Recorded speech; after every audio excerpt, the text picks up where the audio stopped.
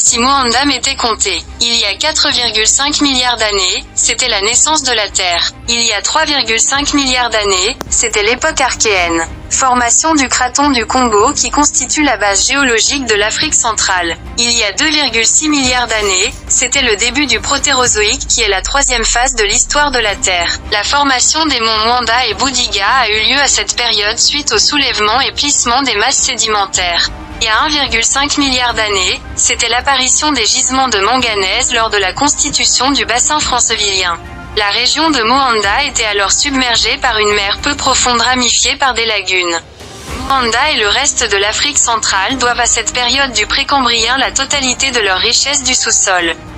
Il y a 2,5 millions d'années, ce fut l'apparition des hominidés en Afrique.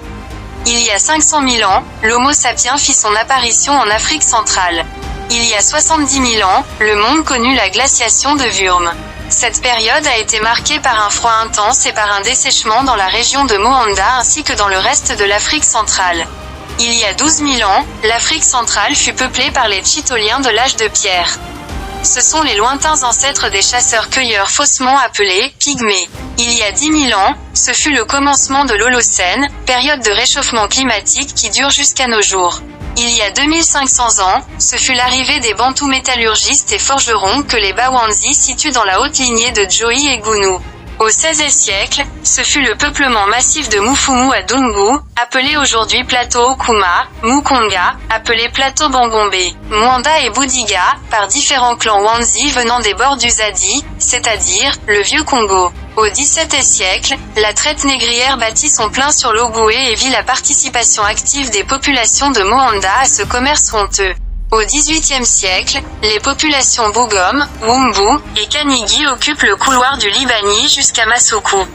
Au XIXe siècle, les Obamba et les Dassa d'Okumba Okli s'installent à l'Ekolo. En 1875, l'Allemand Oscar Lenz est le premier blanc à pénétrer le pays Wanzi avant la rivière le You. En 1877, le Français d'origine italienne, Savorgnan de Brazza effectue son premier voyage dans le Libani, c'est-à-dire le bassin supérieur de l'Ogooué. En 1886, la région de Moanda et tout le Haut-Ogooué deviennent possession française et sont annexés dans le Congo français. En 1895, le géologue Maurice Barat est le premier blanc à poser le pied sur le mont Moanda où il est accueilli selon ses dires par des milliers de gens. De 1898 à 1910, Moanda et le pays Wanzi sont exploités abusivement par la SHO, Société du Haut-Ogooué. En 1906, l'ensemble du Haut-Ogooué est détaché du Congo français et rattaché au Gabon. De 1913 à 1920, c'est la guerre de l'impôt dans le massif du Chaillu. Les Bawanzi de Soubou à Moutou affrontent les troupes du lieutenant Niger dans la Haute-Libombi. De 1925 à 1947, Moanda et le reste du Haut-Ogooué sont rattachés au Congo.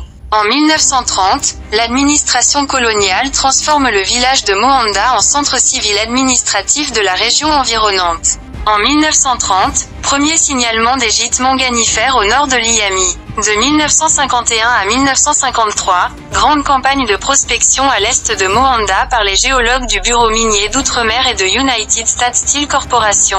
En 1953, création de la Comilog, c'est-à-dire la compagnie minière de l'Ogooué. En 1959, la Comilog construit le téléphérique le plus long du monde qui va de Moanda à Binda sur une distance de 76 km.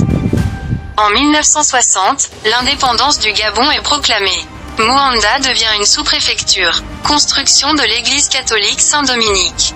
De 1960 à 1970, arrivée massive des populations en provenance du Haut-Ogooué oriental, de l'Ogooué-Lolo, du Congo, d'Afrique de l'Ouest, etc. Tous ces nouveaux arrivants à Moanda sont engagés par la Comilog pour l'exploitation du manganèse. 1961, Moanda devient préfecture. Ouverture de l'école catholique Saint-Dominique puis du collège 2 ans plus tard. 1962, mise en exploitation du manganèse de Moanda. Entre 1968 et le milieu des années 1980, grand boom économique à Moanda. Plusieurs grosses sociétés librevilloises telles que Sekagadis, Bata, Hatton et Cookson, Saplé Peinture, Diao, ouvrent des succursales dans la localité. 1969, Moanda est érigée en commune. La ville est administrée par un maire assisté d'un conseil municipal. À partir de 1969 et tout au long des années 70, Développement des quartiers populaires tels que Samba, Leima, Montagne Sainte, Nyoso Fumier, Bellevue, autour des villages autochtones Bungom, Wanzi, Umbu et Obamba Dassa. 1986, arrivée du train à Moanda. 1991, arrêt et démantèlement du téléphérique. 2015, mise en service du complexe métallurgique de Moanda. 2016, inauguration de l'école des mines et de la métallurgie de Moanda. N'est-elle pas belle, l'histoire de notre ville ?